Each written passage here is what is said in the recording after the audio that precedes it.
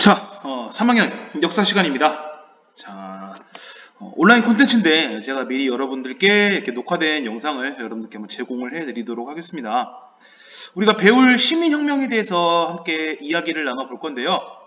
이 영상 쭉 다 보시고 제가 원래 판서를 하려고 했던 그런 내용들이라서 제가 기본적으로 필기를 해놓고 이제 이거를 보고 추가적으로 여러분들 교과서랑 함께 같이 보도록 하겠습니다.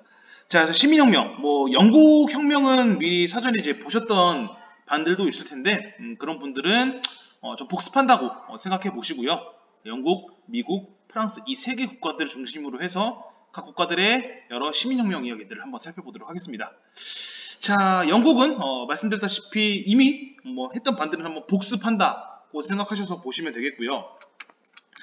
자, 영국 같은 경우는요, 시민혁명 중에서도 가장 빨랐죠. 가장 빨랐습니다.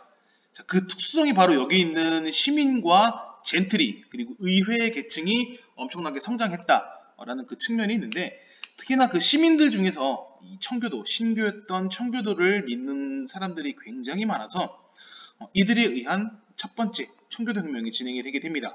자, 왜 이 첫 번째 청교도 혁명이 발생했냐 하면은 이 제임스 1세, 찰스 1세 당시에 절대 왕정을 가져갔던 이 국왕들이 여기 있는 의회나 청교도들을 탄압을 하면서 이들의 이제 불만 사항들이 점차적으로 내부로 쌓여가고 있는 상황에서 그 속에서 의회는요, 본래 본인들이 가지고 있던 권리를 국왕에게 청원을 한 거죠. 자, 그게 바로 권리청원이라는 문서를 국왕에게 제출을 합니다.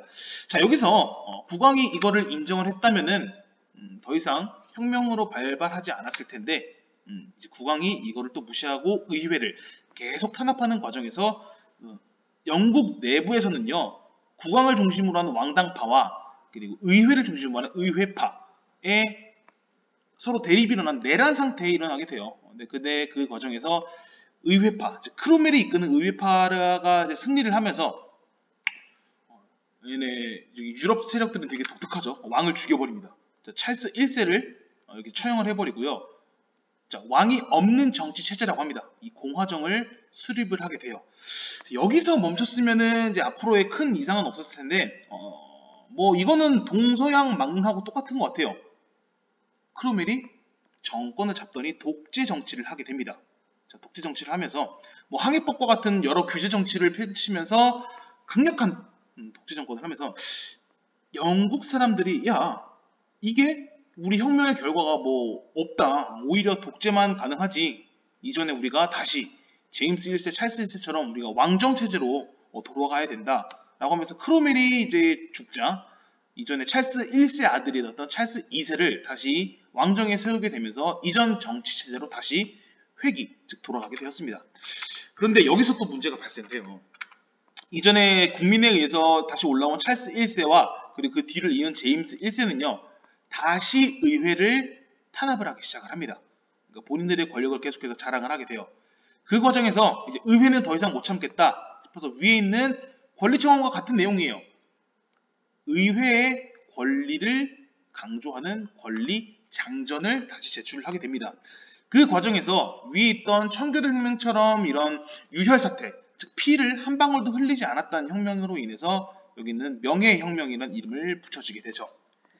자, 그러면서부터 전 세계에서 가장 빠른 근대적인 정치 체제를 가져가게 되는데 그게 바로 입헌군주제라는 정치 체제를 가져가게 됩니다. 즉 왕은 존재를 하지만은 왕은 법과 의회에 항상 그 밑에서 그들의 왕도 법과 의회의 이런 결정 내용이나 전달 사항들을 함께 들어야 된다라는 말이죠.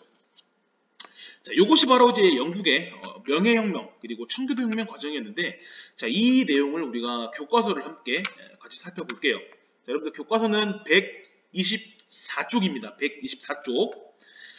자, 교과서 있는 내용 한번 볼게요. 자, 영국의 특성이죠. 자, 의회 정치가 발전을 했습니다. 의회 정치가 발전을 했는데, 자, 그런데 제임스 1세, 찰스 1세는 청교도 탄압, 그리고 의회 권리를 무시하자 의회는 자, 권리청원을 제출해서 본인들의 권리를 국왕에게 명시해 놓습니다. 자, 그런데 계속해서 국왕이 이를 무시하죠. 자, 그 결과 의회파와 왕당파 사이에 내전이 일어나면서 결과적으로는 크로멜이 이끄는 의회파가 승리를 해서 공화정, 즉 찰스 1세를 죽여버리고 왕이 없는 정치제인 공화정을 수립을 했습니다. 자, 그런데 문제가 발생을 하죠. 이 크로멜은 독재를 실시하면서 영국인들의 반감을 얻은 나머지 다음 페이지 125쪽으로 넘어가면은 자, 다시 왕정이 시작됐습니다.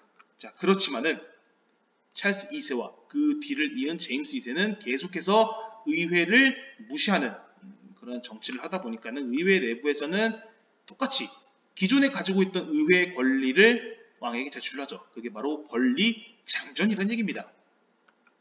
그래서 이 권리장전 내부에서는 의회가 왕권의 이러한 권력을 제한하는 내용이 담겨져 있는 것이 특징입니다. 자, 그래서 의회 중심의 입헌군주제가 확립이 되었다는 게 영국 정치체제의 특징이 되겠습니다. 그래서 이렇게 다른 국가들보다 정치적으로 많이 안정을 가진 영국이 나중에 산업혁명을 지나면서 급격하게 강대국으로 부상할 수 있는 조건이 마련되었죠. 자, 입헌군주제는 말 그대로 왕은 있어요. 이렇게 군주제는 있지만은 헌법, 즉 법 아래에서도 왕은 통치를 받아야 된다라는 말입니다. 자, 추가적인 자료를 한번 살펴보면은 125쪽 자료 1 보시면은 여기 빈칸이 있을 거예요. 빈칸. 자, 보시면은 땡땡 없이 법의 효력을 정지할 수 없다. 땡땡 없이 과세할 수 없다. 땡땡 없이 상비는 유지할 수 없다. 의회는 자유로워야 된다. 이런 식으로.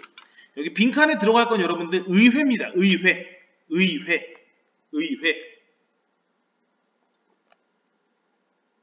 자, 그만큼 의회의 권한이 강력함을 알 수가 있죠. 자, 뭐 이번 같은 경우는요, 영국의 의회 민주주의 역사예요. 그러니까는 지금 이 결과, 우리가 청교도 명예혁명 결과 입헌군주제가 등장을 했죠. 이 둘 사이에는 각 혁명 시기에 선택됐던 문서 내용들, 첫 번째 빈칸에는요, 권리 청원이 되겠고요. 두 번째 빈칸에는요, 권리 장전이 되겠습니다. 이런 각각 시민혁명에서는요, 여러분들의 각 채택되었던 여러 문서들을 중심으로 잘 살펴보아 주시면 되겠습니다. 자, 이렇게 가볍게 영국 혁명을 한번 끝내보고 다음으로는 우리가 유명하죠. 프랑스 혁명을 한번 살펴보도록 하겠습니다. 자, 프랑스 혁명 같은 경우는 여러분들 교과서 132쪽부터 시작이 되거든요. 좀 먼저 시민혁명에 대해서 쭉 나갈 거예요. 그러니까는 영국, 프랑스, 미국 이렇게 다 나가고 그 다음 내용 제가 여러분들 이제 등교할 때 추가적으로 보완할 테니까는 좀 잘 따라와 주시면 좋겠습니다. 132쪽이고요. 먼저 그러면은 제가 필기한 내용을 먼저 여러분들께 말씀드린 다음에 또 교과서로 한번 넘어오죠. 자, 프랑스입니다. 프랑스 혁명인데 프랑스에서는 뭐가 문제였냐 하면 바로 여기는 루이 16세와 그리고 구제도, 옛날 제도라고 하죠. 구제도의 모순, 즉 잘못된 내용 때문에 프랑스 혁명이 시작이 돼요. 자, 그렇다면은 도대체 구제도의 모순이 뭐냐를 한번 볼게요.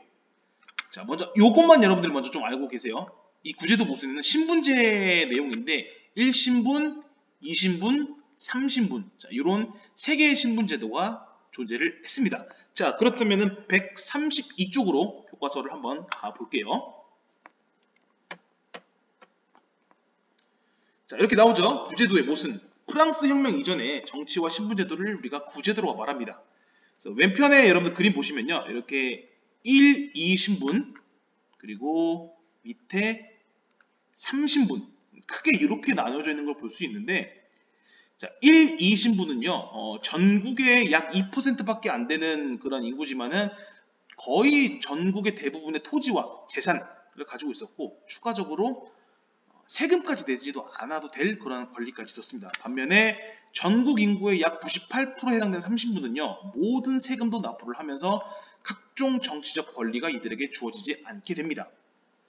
자, 그래서 이들의 노력에 의해서 프랑스 혁명이 발생이 되는데, 자, 밑에 나옵니다. 자, 1신분, 2신분은요, 전체 인구의 2%밖에 차지 않았는데요. 근데 국가의 절반 이상의 소유와 그리고 특권, 반면에 삼신부는요, 세금에 시달리면서 정치는 참여하지 못했습니다. 그래서 이 구제도의 모순을 없애버리자라는 구호를 내걸고 시작한 게 바로 프랑스 혁명이었습니다. 추가적으로 이런 계몽사상과 그리고 미국의 혁명에 영향을 받아서 우리도 평등한 사회를 이끌어낼 수 있다 하면서 그들이 본격적으로 혁명 내용에 등장을 하게 됩니다. 자, 그럼 다시 필기 내용을 한번 돌아와 볼게요. 자, 그럼 어떻게 시작이 되냐? 루이 16세가 많은 국왕의 사치 그리고 전쟁으로 인해서 국가 재정이 많이 부족해집니다. 그 속에서 여기 있는 이 3신분, 그러니까 1, 2, 3신분이 모두 모이는 회의를 소집을 해요. 자, 근데 여기서 투표 방식의 논란이 발생을 합니다. 자, 무슨 소리냐면은 여기서 이 3신분에서는요, 신분별로 투표를 해요. 그러니까는 1, 2 신분이 보통 이해관계가 일치하고요. 그 외에 나머지 3신분 이렇게 되는데, 자, 신분별로 투표를 하면은 아무리 많은 인구수를 자랑하는 3신분이 대량으로 투표를 해도 신분별로 하면 1, 2신분 둘이 동의를 해버리면은 그냥 끝나죠. 그래서 3신분은요, 인구수대로, 즉 머리수대로 투표를 하자라고 주장을 하면서 프랑스 혁명이 여기서 시작이 됩니다. 자, 그래서 3신분은요, 그들 3신분의 권리를 보호하는 헌법을 만들자라는 차원에서 여기 있는 국민의회를 만들면서 여기서 첫 번째 활동을 하게 돼요. 자, 이렇게 프랑스 혁명은 단계별로 그 내용들이 중요한데 이거를 좀 여러분들이 잘 구별해 주셔야 돼요. 자, 계속 3신분을 탄압을 해서 3신분이 모일 자리가 없었어요. 그래서 얼마나 모일 자리가 없었으면은 파리 근처에 있는 테니스 코트라는 곳에서 테니스 코트에서 서약을 합니다. 어떤 서약을 하냐면은 우리가 새로운 헌법을 만들 때까지 절대 이 의회를 해산하지 않겠다. 그래서 굉장히 과격해진 3신분들이 많은 정치범들이 수용되어 있는 바스티유 감옥을 습격을 하는 사건이 발생을 해요. 거대한 사건이었습니다. 그래서 깜짝 놀란 국민의회는요, 자, 봉건제, 과거 이제 신분제를 폐지한다라고 선언을 하고 여기서 인간의 평등과 자유, 행복 추구권을 논의하는 인권선언을 반포를 하게 됩니다. 그리고 그 뒤에 91년 헌법을 제정을 해서 두 번째 단계인 입법의회 활동으로 넘어가게 돼요. 자, 입법의회에서는요, 굉장히 혼란스러웠어요. 왜냐면은 전쟁을 많이 했거든요. 자, 무슨 전쟁이냐고 하면은 이 프랑스 혁명의 열기가 주변에 뭐 오스트리아, 독일로 퍼질 것을 우려한 그런 국가들이 이 프랑스를 상대로 전쟁을 벌였어요. 그러니까 스스로 이 혁명을 잠재우려고 노력을 했던 거죠. 근데 그 속에서 프랑스 군들이 막 이제 노래를 부르면서 전쟁을 했어요. 그 노래가 현재 프랑스의 국가가 되었습니다. 국가의 노래. 여기 보면 라 마르세이즈라는 노래예요. 자, 이런 가운데서 혼란이 계속해서 지속이 되자 3신부들은요, 더 이상 못 참고 루이 16세가 있던 왕궁을 습격해 버렸습니다. 그래서 이제 루이 16세의 왕권을 아예 정지를 시켰어요. 너 이제 왕에서 아웃. 너 아무것도 하지 마. 그래서 이제 그러면은 공화정, 즉 왕이 없는 정치 체제인 공화정이 등장을 한 거죠.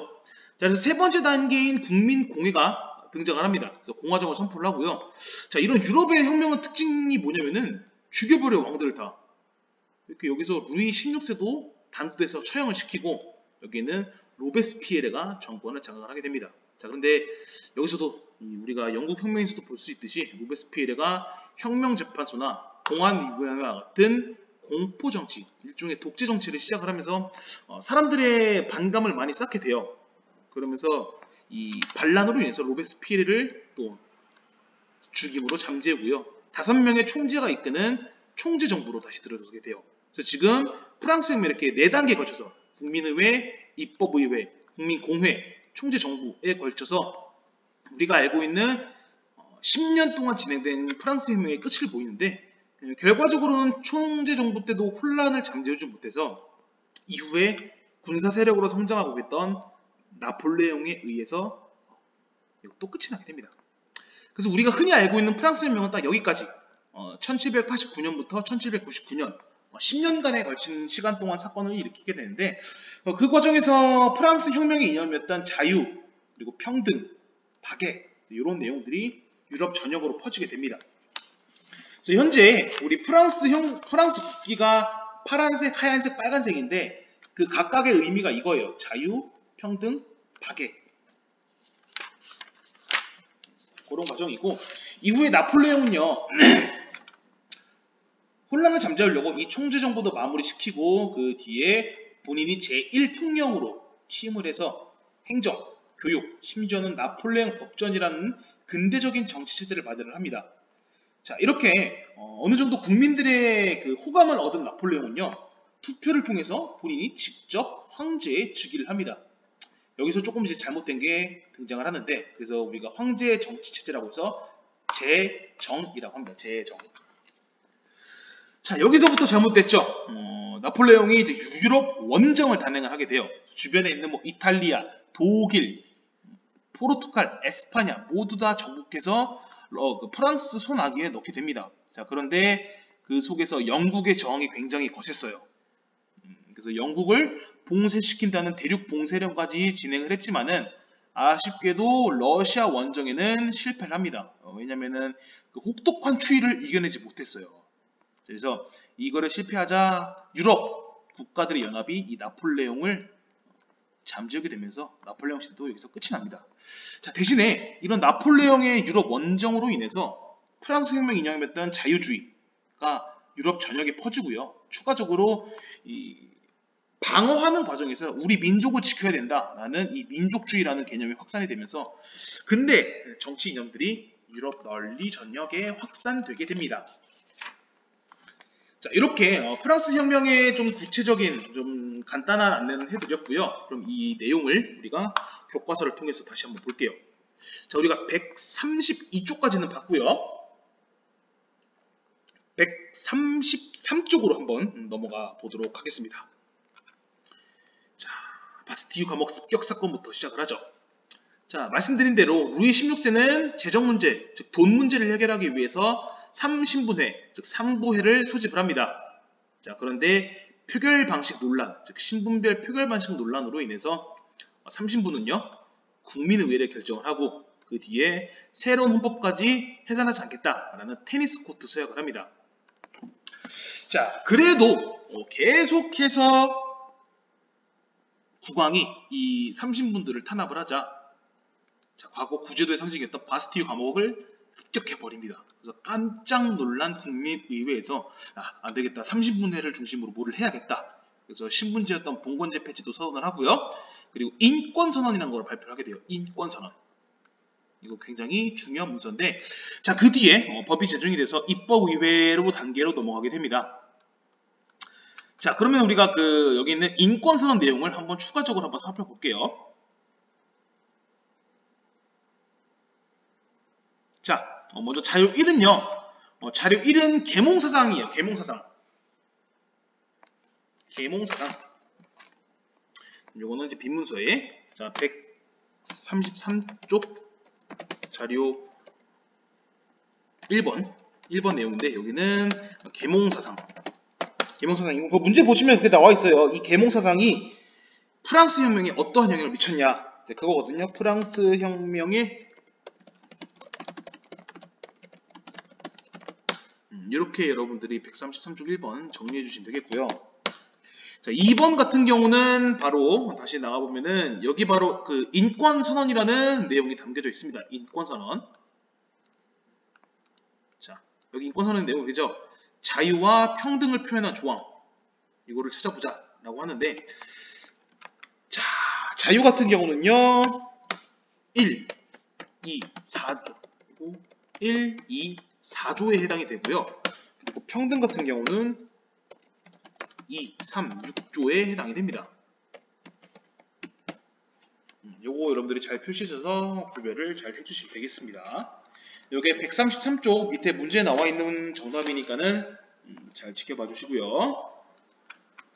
자, 다음으로 한번 넘어가 보겠습니다. 자, 혁명의 과격화. 자, 말씀드린 대로, 자, 세 번째 줄 왕권을 정지해 버렸습니다.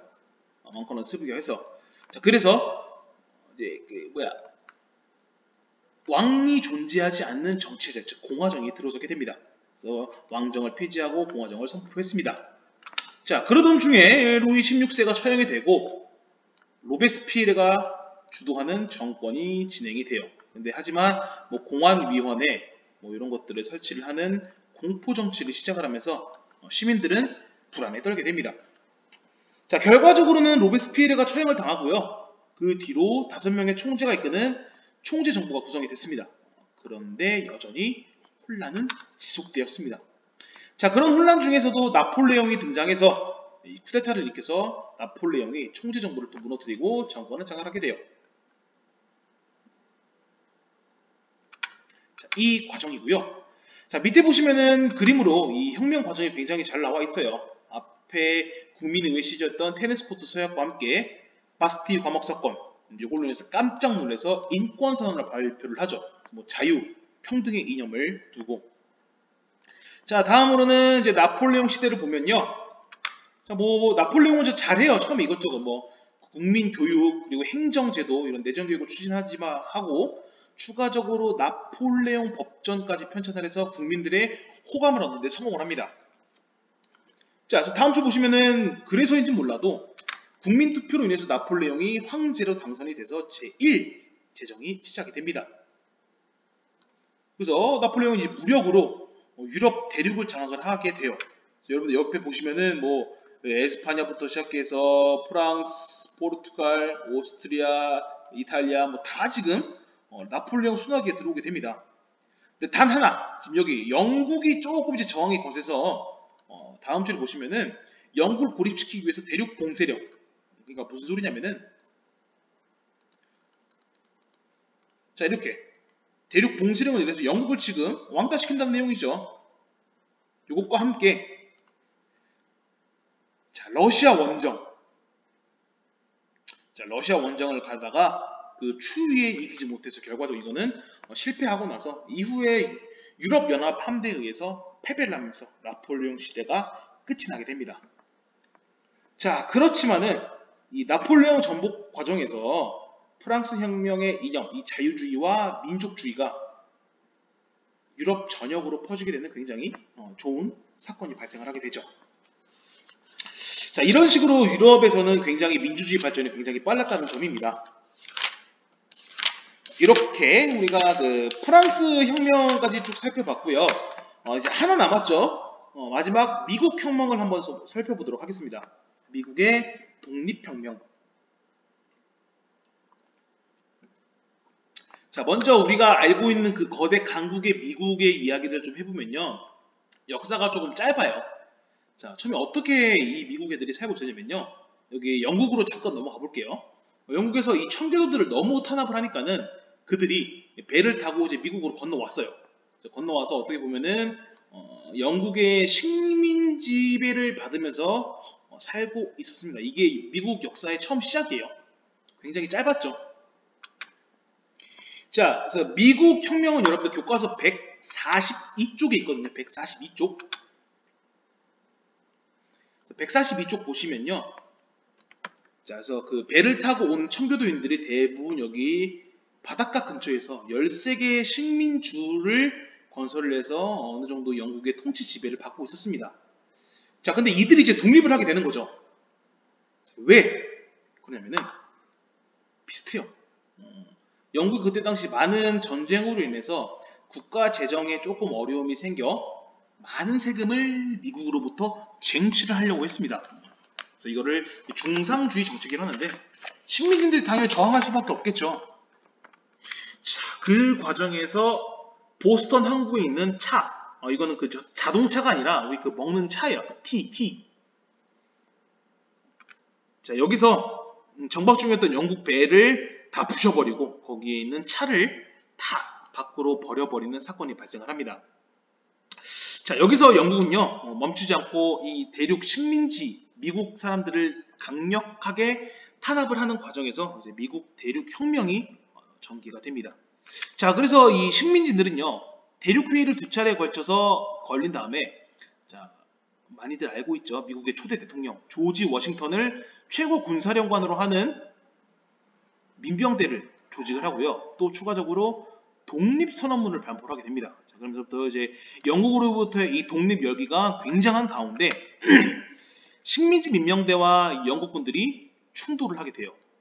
근데 초기에는 당연히 영국군의 이 우세에 놓여 있었는데 영국을 좀 미워하는 여러 국가들, 프랑스나 독일, 러시아의 지원이 이 식민지 민병대로 들어오게 됩니다. 자, 그러면서부터 요크타운이라는 전투 승리로 식민지, 즉 우리가 알고 있는 이제 미국이 독립을 하게 돼요. 자, 독립을 했으니까 이제 그 합당한 국가들의 법안이 필요하겠죠. 그래서 우리가 이제 진짜 알고 있는 미국이 여기서 처음 등장을 하는 거예요. 아메리카 합중국이라고 하죠. 아메리카 합중국. 그래서 헌법을 제정을 해서 우리가 알고 있는 삼권 분립, 공화정, 정치 체제를 공식적으로 채택을 해요. 그래서 어떻게 보면 우리가 알고 있는 최초의 공화정 국가가 바로 미국이라는 것을 알 수가 있습니다. 그래서 초대 대통령인 워싱턴이 대통령에 당선이 되고 이후에 미국은 쭉쭉쭉 발전을 하게 됩니다. 남북전쟁과 대륙 횡단철도를 통해서 우리가 알고 있는 세계 최대 공업 국가로 발돋움하게 돼요. 자, 그러면 이제 그 미국에 대한 이야기들을 좀 한번 살펴볼게요. 자, 교과서 142쪽이고요. 자, 142쪽인데 말씀드렸다시피 마지막 줄에 영국은 이 식민지인들에게 너무 많은 세금을 부과해서 이제 식민지인들, 즉 우리가 알고 있는 미국의 원초적인 사람들이 저항을 하게 됩니다. 143쪽으로 여러분들 한번 넘어가 보겠습니다. 143쪽이요. 자, 그래서 식민지들은요 이런 식으로 영국인들, 야 영국아, 니네들 우리 그 식민지 본토에 있지도 않으면서 왜 세금을 부과하냐? 그래서 이런 식으로 저항을 하다가 결과적으로는 이 보스턴 차 사건이라는 거대한 사건이 벌어지게 됩니다. 자, 보스턴 차 사건은요 143쪽의 밑에 추가 설명이 잘 나와 있어요. 이런 식으로 보스턴 항구에 정착 중이던 영국 배를 다 부숴버리고 여기에 있는 이런 차들을 다 밖으로 버려버리게 되었습니다. 자, 이후에 계속해서 영국이 식민지들을 탄압을 하자 대륙회의를 열어서 그들의 의견을 종합을 합니다. 그래서 식민지 민병대와 영국군들이 충돌하면서 본격적인 독립전쟁이 펼쳐지게 돼요. 자, 처음엔 당연히 영국군이 우세했죠. 그러다 보니까는 각국의 뭐 프랑스, 러시아, 유럽 각국의 지원을 받으면서 식민지인들에게 유리하게 됐고요. 결과적으로는 영국에 의해 승리를 얻고 1783년에 본격적으로 독립을 얻게 됩니다. 그 승리가 대표적으로 밑에 보이신 이 요크타운 전투예요.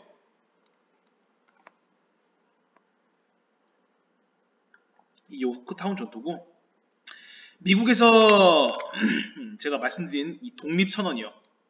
굉장히 중요한 문서인데 여기서는 우리가 현재 갖고 있는 인간의 권리가 들어가게 돼요. 평등권, 생명권, 자유권, 행복추구권 이런 것들이 이 미국 독립선언의 그 내용이 전개가 되게 됩니다. 자, 이렇게 독립한 미국은요, 이제 헌법을 제정하고 우리가 알고 있는 미국이 탄생을 하죠.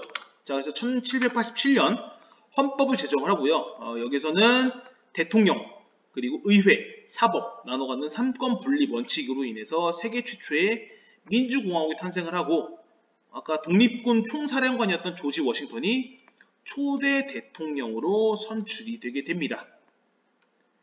자, 이 영향을 받아서 미국 혁명으로 인해서 프랑스 혁명과 뒤에 그 미국 대륙 밑에 있는 라틴 아메리카의 독립에 엄청난 영향을 미치게 됩니다. 자, 뭐 그래서 이제 밑에 보시면은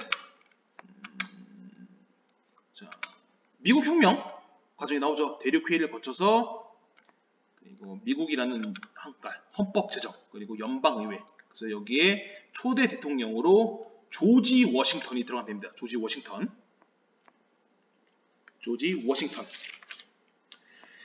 자, 그리고 이제 그 밑에 2번 볼게요. 천부인권이라는 말은 여러분들 본래 인간이 태어나면서부터 가지고 있는 권리 그리고 주권 재미는 국가의 권력은 국민에게 있다 이런 말이죠. 그래서 천부인권이란 말은 여기 미국 독립선언의 첫 번째 모든 사람은 평등하게 태어났다 그리고 양보할 수 있는 권리를 부여했는데 이게 바로 천부인권이 되겠고요. 그리고 밑에 정당한 권력은 인민의 동의에서 유래한다. 이게 주권 재민이 되겠습니다.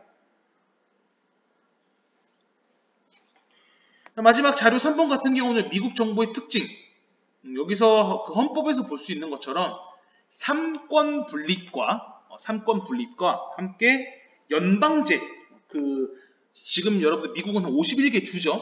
그 주가 서로 독립적인 역할을 많이 하는 연방제의 특징을 살리게 됩니다. 자, 이후에 미국의 발전 과정을 한번 더 볼게요. 자, 147쪽으로 한번 넘어가 볼게요. 147쪽. 자, 147쪽. 자, 이렇게 독립을 하고 성장을 했지만은 미국에서 조금 문제가 발생해요.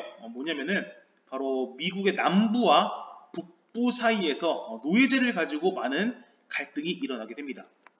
자, 왜 그러냐면은 미국 북부는요, 이런 공업과 상업이 발달을 해서 노예제가 딱히 필요가 없어요. 종소리 끝나고 제가 좀 다시 말씀을 드릴게요.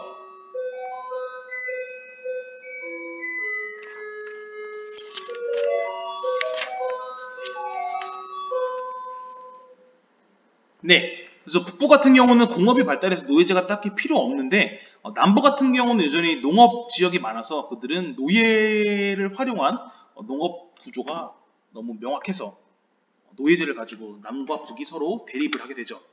자, 이제 148쪽으로 넘어가면요, 이렇게 남북전쟁이 발생을 합니다. 그래서 노예제를 반대하는 북부와 이를 찬성하는 남부가 대립하는 가운데 노예제를 반대하는 링컨이 대통령에 당선이 되면서 더더욱더 대립이 심해지죠. 그래서 우리가 알고 있는, 많이들 들어봤던 미국의 남북전쟁이 시작이 돼요.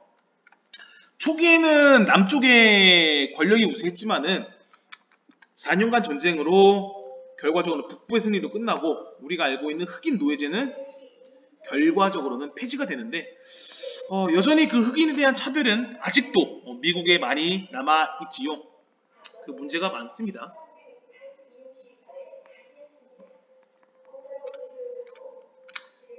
자, 그 뒤에 미국의 발전 이야기를 몇 가지만 더 말씀드리고 한번 끝내보죠. 자, 이렇게 남북전쟁 이후에 미국인들이 급격하게 이 단합이 잘 되게 돼요. 그래서 이후에 1869년에 완성된 대륙 횡단철도, 요게 미국 발전의 원동력이 되어서 우리가 알고 있는 최대 공업국가로 성장할 수 있는 큰 밑바탕이 되었습니다. 자, 그 대륙 횡단철도는요, 147쪽 지도를 한번 다시 보면은 워낙 미국 땅덩어리가 크니까는 이렇게 여기 대륙을 횡단, 가로 횡자죠. 이렇게 끝에서 끝으로 이동하게 되는 이 철도를 하나 쓰게 되면서 물자 이동, 인구 이동 등 다양한 노동력과 그리고 공업 원료, 지하 자원들이 한데로 통합하게 되면서 우리가 알고 있는 현재 이 거대한 강국으로부터의 미국이 등장을 할 수 있게 되었습니다.